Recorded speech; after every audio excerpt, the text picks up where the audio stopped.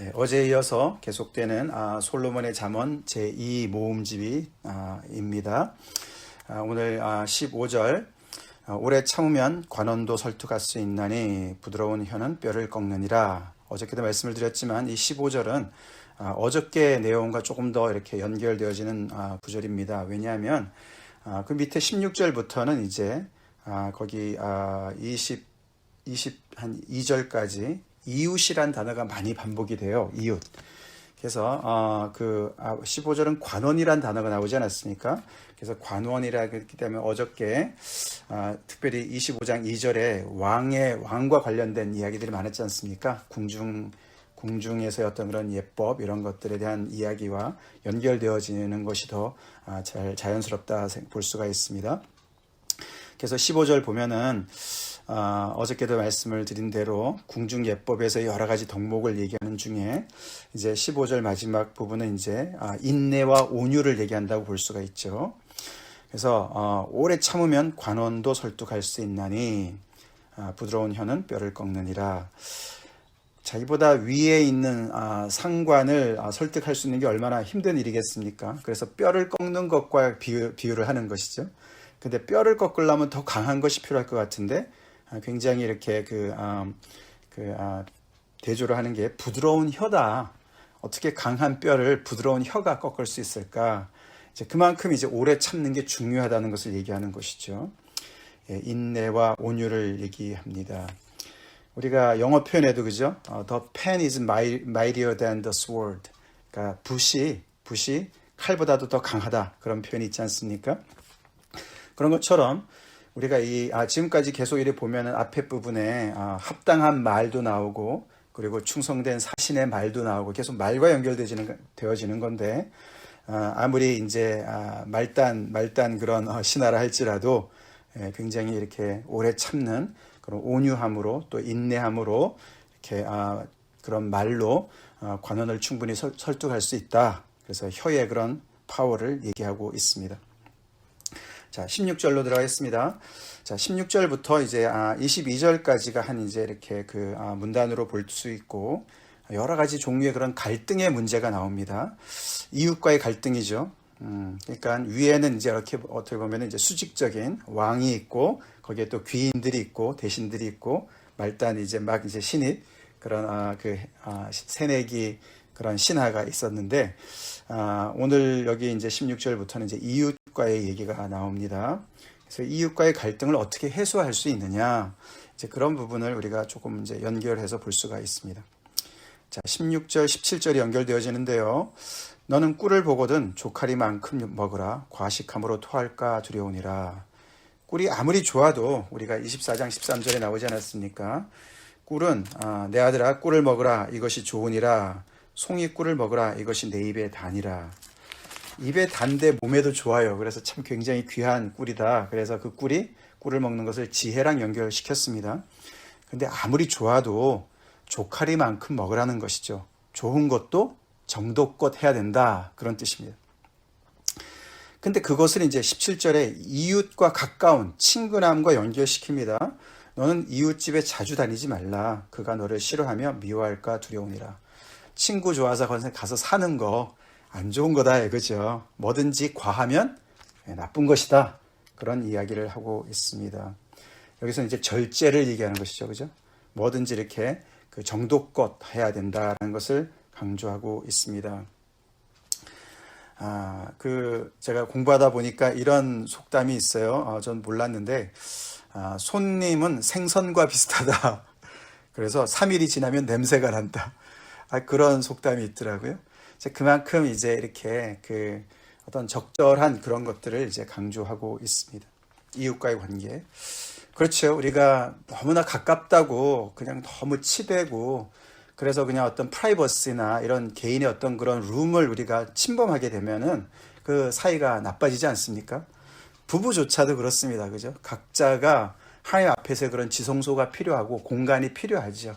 그런 것들을 통해서 적당한 좋은 어떤 그런 그 사이가 어떤 거리가 필요하다는 것을 얘기하고 있습니다. 자, 그 다음에 이제 18절부터 몇 절입니까? 22절까지가 연결되는 이야기입니다. 20절까지, 18절부터 20절까지. 거기 보면 이제 거짓 증거하는 이웃이 있습니다. 그죠? 예, 이웃인데 그 이웃을 공격하는 것이죠. 근데 그것을 거짓말로, 거짓 증거로 다시 이제 법정 이야기랑 연결되어지죠. 자, 그래서 이웃이라고 참 좀 믿어봤더니 힘든 때에 좀 도움이 되는 줄 알았더니 오히려 와서 하는 말이 마치 무기예요. 그죠? 살상 무기와 같습니다. 여기 방망이와 칼이라는 말은 이제 이렇게 근접 싸움에서 필요한 그런 무기입니다. 그래서 이 근접 거리에서 쓰는 무기고, 뾰족한 화살은 원거리의 무기 아닙니까? 그죠? 그래서 그 말하는 것이 그냥 말하는 쪽쪽 그냥 자기의 그냥 비수를 찌르는 그런, 근데 그게 거짓말인 것이죠. 우리가 잠언에서 거짓 증거에 대한 이야기가 참 많이 나오지 않습니까? 우리 거짓말 하지 맙시다. 특별히 이웃을 해하려 하는 그런 거짓 증언, 하나님께서 너무나 싫어하시는 것이죠. 이 법정에서 그 당시에, 지금도 그렇지만 그 당시에 특별히 이 증인의 그 역할이 굉장히 중요했던 때였는데, 그 거짓 증거라는 것은 결국은 그 어떤 법 체계를 무너뜨리는, 사회의 어떤 그런 질서를 무너뜨리는 그런 악이었습니다. 그래서 하나님께서 그것을 아주 미워하시는 것 중에 하나라고 얘기했습니다. 자, 그래서 이제 18절은 그렇고, 이제 19절, 이제 그 거짓 증거하는 그런 이웃이 있는데, 19절은 환난 날에 진실하지 못한 자를 의뢰하는 것은 부러진 이와 위골된 발 같으니라. 그렇게 해서 진실하지 못한 그런 이웃, 그래서 좀 평소에 믿었는데 정말 믿지 못한, 참 의지가 안 되는 그런 이웃을 얘기합니다. 근데 특별히 환난 날에 봤더니 좀 평소에는 정말 좀 믿을만하고 진실된 것 같고 그랬는데, 환난 날에 딱 닥쳐봤더니 전혀 의지가 안 되는 부러진 이와 위골된 발과 같은 것이죠. 자, 그러면서 이 서로가 얼마나 이렇게 건강한 그런 공동체, 사회가 되려면 얼마나 서로가 이렇게 의지할 수 있고 신뢰할 수 있는 관계가 돼야 되나, 상호 의존이 얼마나 중요한가, 이런 것들을 간접적으로 얘기한다고 볼 수가 있습니다. 이웃이 있는데 이웃이 이렇게 거짓 증거나 하고, 그죠? 환난 날에 늘 이렇게 정말 전혀 도움이 안 되고, 그렇게 서로가 살아서 얼마나 그 사회가 참 불안하고, 그죠? 참 힘들겠습니까? 우리 성경은 계속해서, 우리 아까 제가 기도할 때 로마서 12장 부분을 읽어드렸지만, 성경은 계속해서 우리가 주님 안에서 정말 같이 부름을 받은 그리스도의 같은 지체라고, 한 몸의 지체라고 얘기하죠. 우리 서로가 서로에게 그렇게 정말 참 믿을 만한 그런, 서로가 신임할 만한 그런 사람들이 되어 줍시다. 그러나 결국에는 우리에게는 다 못 믿어도 믿을 만한 분이 하나님이 계시죠. 하나님이 우리의 정말 피난처 되시고 언제나 우리가 의뢰할 분이 되어 주시죠. 그렇지만 우리 성도들은 서로가 서로에게 어려울 때 특별히 더 이렇게 서로가 또 힘이 되어주는 그런 관계가 될 줄로 믿습니다. 20절, 마음이 상한 자에게 노래하는 것은 추운 날에 옷을 벗음 같고 소다 위에 식초를 부음 같으니라. 참 적나라한 표현이죠, 그죠? 이웃이 지금 마음이 상해 있는데 그 옆에다 대고 들으라고 그냥 좋은 노래를, 신나는 노래를 부른단 말이에요. 그만큼 이제 무심하고, 그렇죠? 이 분위기 파악을 못하는 거죠. 상대방의 분위기 파악을 못합니다. 어울리지 않는 짝을 얘기하는 것이죠. 어울리지 않는 조합입니다. 마음이 상한 이웃에게 즐거운 노래, 웬 말입니까? 그죠? 마치 이제 추운 날에는 옷을 더 입어야 될 것 같은데 추운 날에 옷을 벗는 것과 같고, 소다 위에 식초다. 이 사실 소다라는 단어가 이게 그 원래 단어를 좀 잘못 번역을 한 것 같다 그럽니다. 그래서 이게 소다가 아니라 상처라고 그래요. 상처. 그게 좀 비슷한, 원어가 좀 비슷하다 그래요. 그래서 깊은 상처 위에 식초를 붓는 거라는 것이죠. 상처에다가는 기름을 발라서 낫게 해줘야 되는데 기름이라고 쓴 줄 알고 부었더니 이게 식초인 거예요. 그런 얘기를 하는 것입니다. 그래서 얼마나 참 못된 그런 이웃입니까, 그죠? 그런 이웃이 되어서는 안 돼요. 나는 즐거운데. 아니죠. 그죠? 우는 자와 함께 울고 즐거워하는 자와 함께 즐거워해야 하는 것이 성도 간의 관계죠. 좋은 이웃의 관계죠. 그것을 얘기하고 있습니다. 21절, 22절. 그래서 이런 이웃과의 관계에서 어떤 그런 갈등의 문제에 대한 이제 어떻게 보면 최종 결론을 내린다고 볼 수가 있는데, 내 원수가 배고파하거든 음식을 먹이고 목말라 하거든 물을 마시게 하라. 예. 이웃이 넘어서서 원수가 되었어요. 그죠? 관계가 점점 더 악화되어진 것을 볼 수 있습니다. 그죠? 근데 원수라 이게 이웃과의 그런 갈등이 해소가 된 것 같지 않습니다. 그죠?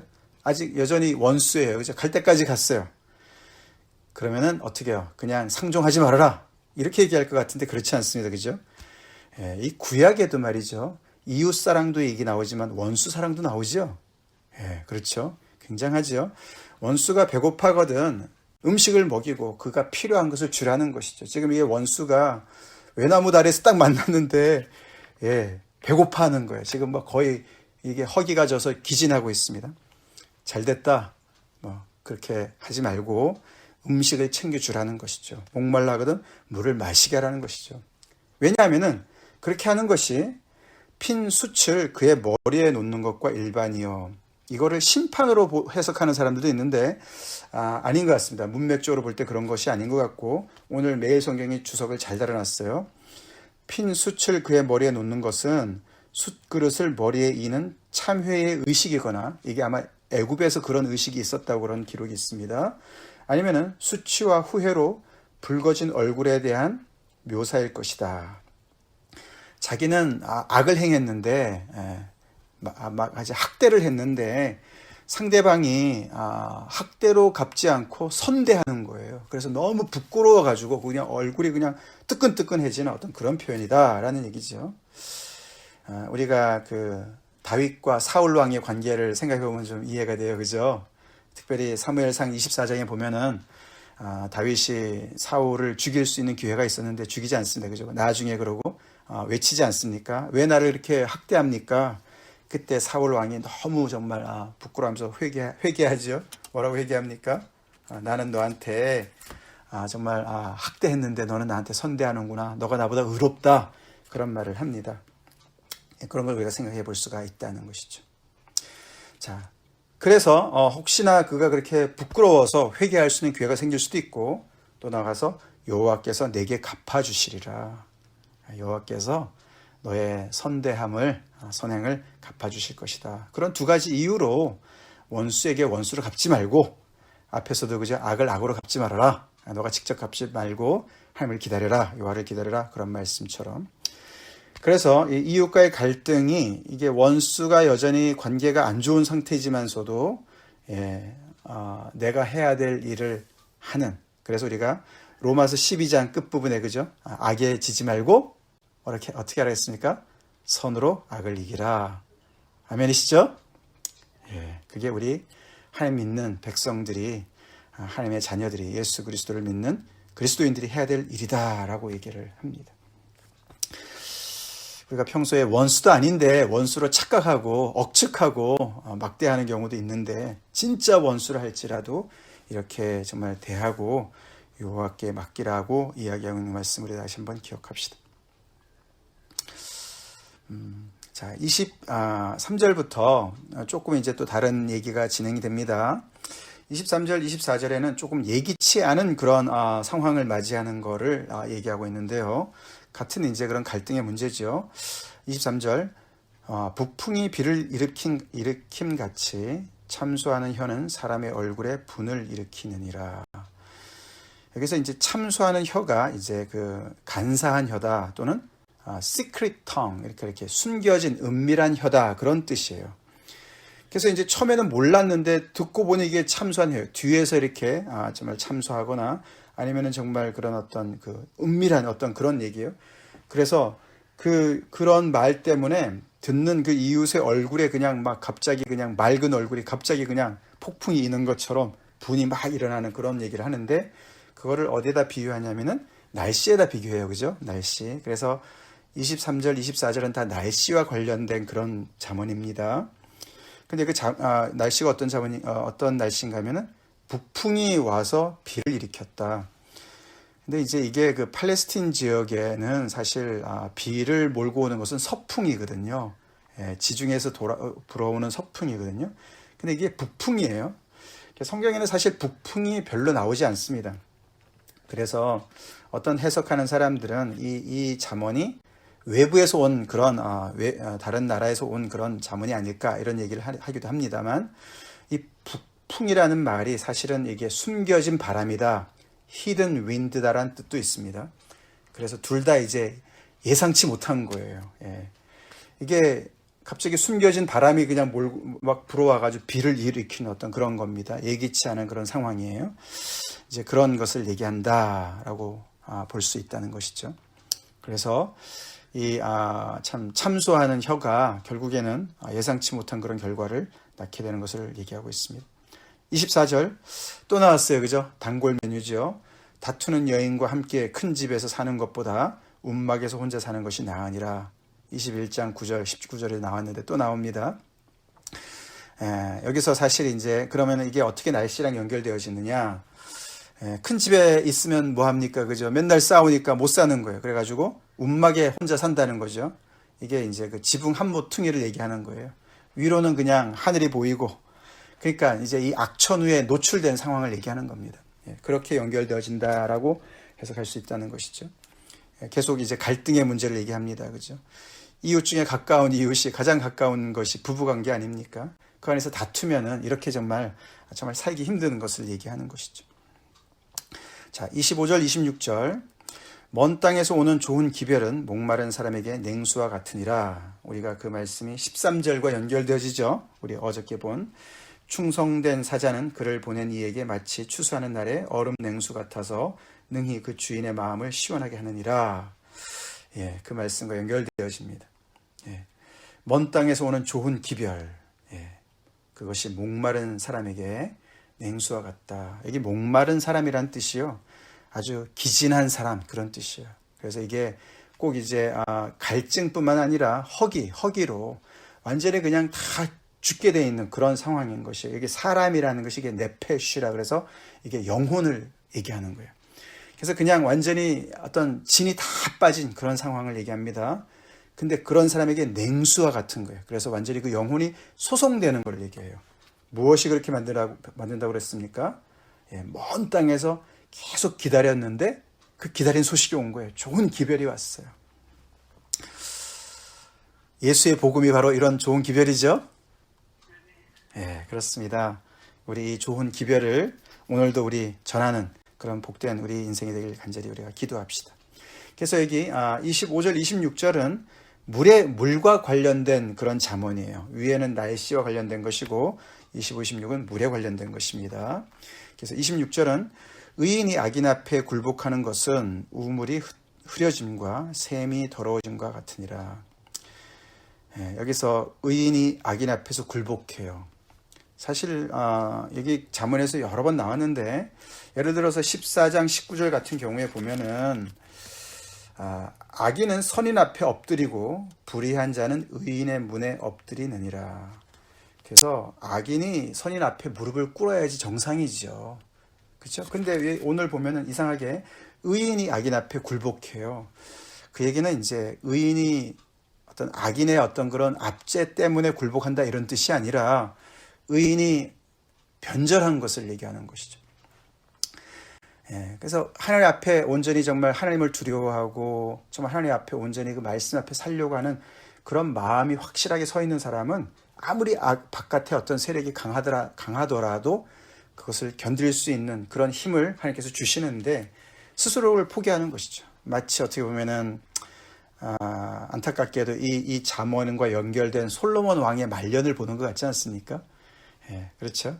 그가 처음 시작은 너무나 창대했는데 끝이 너무 안 좋았어요. 그죠? 많은 부인을 거느리고 그 부인을 통해서 우상을 다 들여오면서 그 나라를 완전히 그냥 말아먹다시피 한 장본인이 되었습니다. 근데 그것이 비유를 하는데 뭐와 같냐면은 마치 소가 말이에요. 소가 이 먹을 우물물에 들어가가지고 그냥 완전히 그냥 난장판을 일으킨 것과 같이, 또는 샘을 더럽힌 것 같이 그렇게 표현을 합니다. 여기 우물과 샘은 자기 개인만 사는 게 아니라 공동체가 사는 그런 생명셈이거든요. 근데 그거를 망쳐놓은 거예요. 굉장한 정말 악행이죠.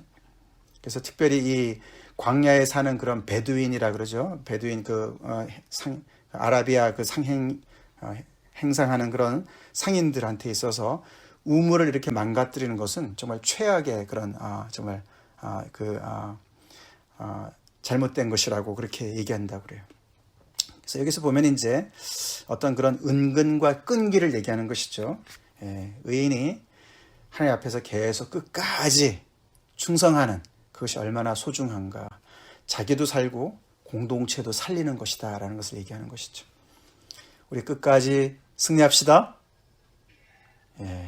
갈수록 더 우리가 주님 앞에 더 가까이 가고 더 빛나는 그런 우리의 노년이 되길 우리가 같이 기도합시다. 솔로몬 본받아서는 안 됩니다. 자, 그래서 정말 여기 맨 마지막에 어떤 그런 perseverance, 그런 어떤 끈기, 그걸 얘기하는 것이죠. 끝까지 그것을 잘 견디는 것을 얘기합니다. 27절, 꿀을 많이 먹는 것이 좋지 못하고, 아까 우리 16절과 연결되어지죠, 그죠? 그래서 오늘 이 16절부터 27절을 마무리하는 어떤 그런 수미상관 구조를 이야기하는 것 같죠. 꿀을 많이 먹는 것은 좋지 못하고 자기의 영예를 구하는 것이 헛되니라. 갑자기 자기 영예가 연결되어지죠. 영예라는 것은 글로리죠. 그것은 사실 어저께 2절과 연결되어집니다. 25장 2절. 이를 숨기는 것은 하나님의 영화요, 이를 살피는 것은 왕의 영화니라. 이 영화라는 영예랑 같은 단어죠. 글로리를 얘기하는 것이죠. 그래서 이 27절이 오늘의 이 문단뿐만 아니라 어제의 문단까지도 연결하는 수미상관의 결론을 내리는 것이라고 볼 수가 있다는 것이죠. 자기의 영예를 구하는 것이 헛되니라. 이게 참 번역이 어려운 난해한 구절이라고 그래요. 그게 이제 이렇게 사본에 이렇게 좀 일치하지 않는 부분들이 나와서 그렇게 어렵다고 그럽니다. 근데 많은 분들이 이것을 이제 시편 131편과 연결을 짓습니다. 시편 131편 제가 읽어드리겠습니다. 여호와여, 내 마음이 교만하지 아니하고 내 눈이 오만하지 아니하오며 내가 큰 일과 감당하지 못할 놀라운 일을 하려고 힘쓰지 아니하나이다. 이 구절과 연결되어진다는 것이죠. 자기의 영예를 구하는 것이 헛되니라. 내 영역의 밖의 것에 아주 그냥 애를 쓰는 거죠. 여기 시편 131편 다윗의 시인데, 여호와여, 내 마음이 교만하지 아니하고 내 눈이 오만하지 아니하오며 내가 큰 일과 감당하지 못할 놀라운 일을 하려고 힘쓰지 않는다. 하나님께서 정해주신 어떤 그런 그 영역 안에서 정말 자족할 줄 알고 감사할 줄 알고 하나님께서 이미 알려주신 것에 내가 정말 거기에서 충성을 다하고 충실하게 정말 하나님께서 줄로 재어준 그 구역, 나의 분복, 거기에서 정말 성실하게 살아가는 그것에 초점을 더 맞춰야지 저 먼 데 있는 그런 어떤 잘못된 그런 판타스나 그죠, 환상이나 여러 가지 다른 어떤 그런 생각들, 그런 것으로 그냥 이렇게 막 마음이 그냥 들떠가지고 그렇게 살지 않는다. 자기 영예를 구하는 것이 헛되다. 그래서 뭔가 하나님께서 알려주시 않은 것조차도 막 그것을 열심히 막 그것을 캐내려고 그러고, 우리가 성경을 봐도 그런 것 같아요. 그죠? 우리가 하나님께서 이렇게 분명히 알려주신 것은 뒤로 하고, 성경에서 얘기하지 않는 그런 것들, 뭐 지옥에 관한 것들, 뭐 이런 여러 가지 있지 않습니까? 사단에 관계된 모든 것들, 이런 것들 여기저기 어떻게 연결해가지고 이상한 띠오리를 만들어가지고 이제 그런 거랑 비슷합니다. 그래서 뭔가 튀려고 하는, 뭔가 다른 사람보다 나는 낫다, 뭐 이런 거 있잖아요. 기본을 무시하고 중요한 어떤 그런 골격을 무시하고 아주 조그만 것에 가지고 그거 가지고 그냥 뻥튀기를 해서 이제 그렇게 하지 말라고 얘기합니다. 모든 것이 다 인간의 그런 욕심에서 비롯되는 것이죠. 아까도 이제 우리가 꿀이 좋은 것이지만 그것을 족한 것을 모르는, 그죠? 이게 적당한 선을 모르는, 그것이 인간의 타락한 그 본성이죠. 그렇죠? 그래서 하나님께서 동산의 모든 것은 다 먹게 했지만은 중앙에 있는 선과 악을 알게 하는 그 나무의 그것은 먹지 말아라. 그거를 그냥, 그죠? 범하는 이제 그런 인간의 어떤 교만을 볼 수가 있다는 것이죠. 자, 28절. 자기의 마음을 제어하지 아니하는 자는 성읍이 무너지고 성벽이 없는 것과 같으니라. 사실 28절은 내일 본문과도 더 이제 연결되어지는 것이라고 볼 수가 있는데요. 자, 이 참 사람이 겸손치 못하면은 마음을 제어해야 되는 것, 마음을 제어하는 것을 뭔가 속박으로 생각하는 것이죠. 그죠? 그래서 이게 성급한 거예요. 성급한 사람이죠. 아담이 하나님께서 이렇게 선을 그어 주신 것을 참지 못한 것이죠. 그걸 넘어갔습니다. 그래서 이렇게 하나님께서 자제하라고 했던 것을 속박으로 받아서 그것을 무너뜨립니다. 없애버립니다. 그래서 마음을 내 마음인데 내 마음대로 하면 되지. 마음은 내 마음이고 내가 자유롭게 하면 되는데 라고 해서 마음대로 하지만 그 결과가 뭐랑 같냐면은 성읍에 성벽이 없는 것과 같은 거예요. 성읍이 도시가 가장 중요한 것은 이렇게 보호를 하는 것인데 성벽이 보호를 해주는 거 아닙니까? 그죠? 근데 그 성벽을 스스로 무너뜨리는 어리석은 것과 같다는 것이에요. 마음을 제어하지 않으면 마음에 그런 어떤 리밋을 두고 어떤 그런 정말 그 제어하는 어떤 절제하는 자제하는 그런 능력을 상실한 것은 결국은 자기 절제를 하지 못하는 것은 결국은 성벽을 무너뜨리는 성읍과 같아서 원수들을 그냥 초대하는 것이죠. 누구나 와라. 언제나 그래서 항상 그런 그 정말 공격에 노출되는 그런 결과를 낳게 된다라고 이야기를 하고 있습니다. 자, 구구절절이 또 우리의 삶 속에 필요한 말씀들입니다. 오늘 앞뒤로 볼 때 우리가 절제 이야기가 많이 나왔습니다. 그죠? 절제. 절제는 성령의 9가지 열매 중에 하나입니다. 그죠? 온유와 절제, self control. 그렇죠. 우리가 죄가 바로 그거죠. 셀프 컨트롤. 이 브레이크 고장난 인생이죠. 브레이크가 없어요. 그죠? 설 때와 달릴 때를 모르는 그런 게 우리 인생이죠. 그게 온유란 뜻 아닙니까? 그죠? 잘 이렇게 억어가 된 그런 말과 같은 야생마가 길들여진 그 모습이 온유란 뜻인데 우리 정말 그 적정 수준에서 적당한 수준에서 정말 이렇게 말도 그렇고 우리 행동도 그렇고 우리가 좋아하는 것도 그렇고 이런 모든 부분에서 정말 절제의 열매를 맺는 은혜가 있길 간절히 기도합시다. 같이 기도하겠습니다. 감사합니다. 하나님, 오늘도 잠언의 귀한 말씀으로 아버지 저희의 삶 속에 필요한 귀한 아버지 참 영양분을 공급해 주신 하나님께 감사드립니다. 하나님, 특별히 오늘은 더불어 살아가고 있는 이웃과의 관계에 대한 여러 가지 이야기가 나왔습니다. 아버지, 내 자신을 주장하고 다투고 나가서 거짓말을 하고 아버지 다른 제 이웃을 괴롭게 하는 그런 아버지 세상을 본받지 않게 하시고 이웃을 내 몸과 같이 사랑할 뿐만 아니라 원수까지도 사랑하라고 하신 예수님의 말씀, 하나님의 말씀을 온전히 실천하는 저희가 되길 간절히 기도합니다. 그래서 아버지 참으로 참 이웃에게 참 목마른 그런 사람들에게 참 냉수와 같은 아버지 참 그런 우리의 말이 우리 인생이 그렇게 되게 해 주시기를 간절히 기도합니다. 아버지 도와주시옵소서. 우리가 또한 아버지 의인으로 살아서 생명의 샘이 될지언정 아버지 그 정말 귀한 샘물이나 우물을 망가뜨리는 정말 아버지 그렇게 중도하찮은 의인들이 되지 않게 도와주시옵소서. 끝까지 아버지 유종의 미를 거두는 그 하나님의 자녀들로 다 축복해 주시옵소서. 예수님 이름 받들어 간절히 기도 올려옵나이다. 아멘.